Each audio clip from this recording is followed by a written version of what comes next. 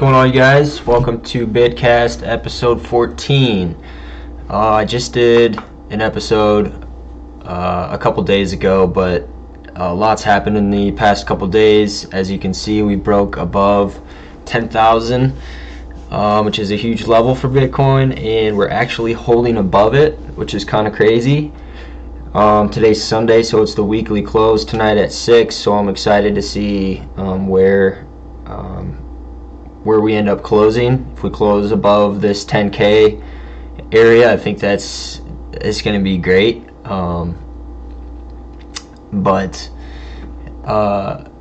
Yeah, so if we look at the monthly chart, I think this gives us a clear picture of, why price is kind of stalling at this 10.1 area. We talked about this November open right here and how we got above it, retested it, and now the price went up. Well, after that, the next level of resistance was this September open, and you can see we kind of touched it with this candle here, and we're above that, and now we're actually retesting the August open, which is right at that 10.1 area. So yeah, right under $10,100. So we're literally just retesting it as support right now. We keep going above it, retesting it, going down to that 1090 area, and as of right now, it's holding that support. That's what you want to see. So if this holds that support, what would be the next level I would be eyeing? It would be this July open, which is at that 10,760. That's going to be the next level. If this level breaks,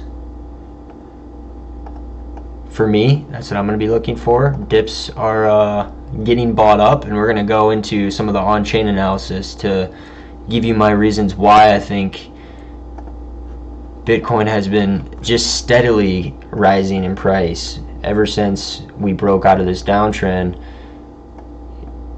The trend has shifted, and it's pretty easy to see that this is, clearly we were undecided and, consolidating.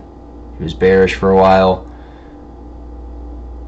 Clearly, by this type of price action, you can see that we're just making an easy climb up, consolidate a little bit, climbing up, consolidate a little bit, climbing up, consolidating, climbing up. Now we'll probably consolidate a little bit up here and move a little higher, unless we get a lot of profit taken around this 10K area, which I could totally see. We kind of talked about that in the last video. If we look at the weekly Ichi Cloud,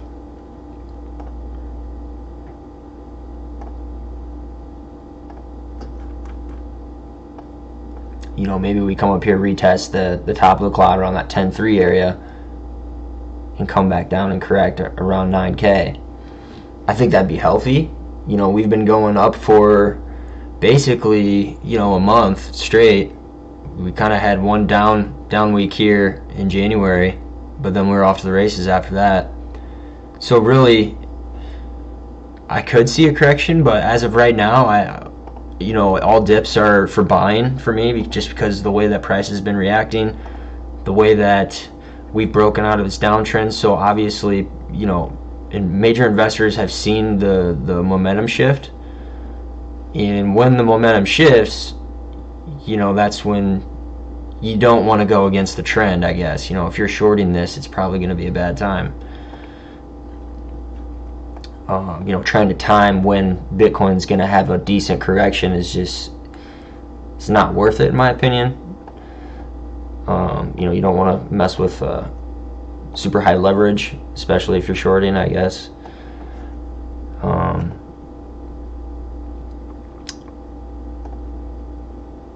If we look at, I like to use this VPR, which is the volume profile that shows you the levels where people have stepped in and bought or sold, and as you can see, we're dealing with the longest level of volume in front of us right now. in this area, so it's obviously some resistance, and we're trying to flip that area of support, that 1090. But like I said, if we get above that, we're going to be testing that 10.7 area, and then eventually that 14K area. And if we get above that, we're retesting all-time highs. See, as you can see, the higher we go, the less volume the less areas of resistance we have to deal with, I guess, is how you could look at it. So when price gets above it and stays above it, it's a guessing game on where the hell it's going to end up. It could just moonshot. But I want to talk about the on-chain metrics of Bitcoin.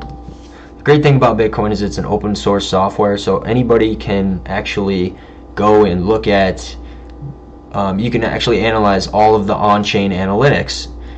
So you can go and you can see, they've got all this data that people look into. This Willy Woo guy, he's an on-chain analysis type of dude, and he's talking about this breakout, and he says this breakout is the real deal. Fundamental investment activity is backing this 10,000 breakout.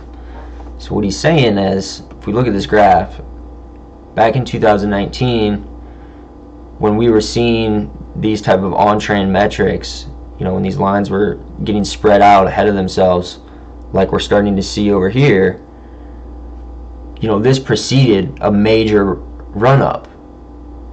So if we're seeing this type of, this steady climb right here, I think this is just like people trying to gobble up Bitcoin without making it go parabolic right away. I think this is almost consolidating up, and we're going to see a major move sometime in the next, couple months leading up to the halving probably. But we're seeing this type of on-chain metrics. I think that this run-up that we're seeing is literally just people, whales, people with a lot of money accumulating, but not trying to make the price go super high, super quick. They're trying to accumulate it at lower prices. So if we've got a lot of the technical things switching on us, we've got the moving averages. If we look at the 3-day, a lot of people look at the 50 and the 200. We had a golden cross here. Price is above the 50. This is bullish still. If we look at the 1-day, we had a bearish cross, and now it's looking like we're going to have a golden cross sometime towards the end of February, and price is already above that. So to me, all things are bullish. I don't know if we're going to see Bitcoin below 10K anytime soon. I shouldn't say that. Price was below 10K for this long, from over here, and then we didn't get back above it till the beginning of, or the middle of 2019.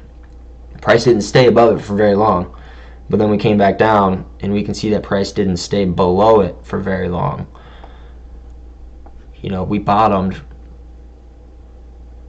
We didn't go all the way down and test this bottom. We made a higher low, and now we're going back up. So honestly, I don't know if Bitcoin will ever be below 10K again in the near future.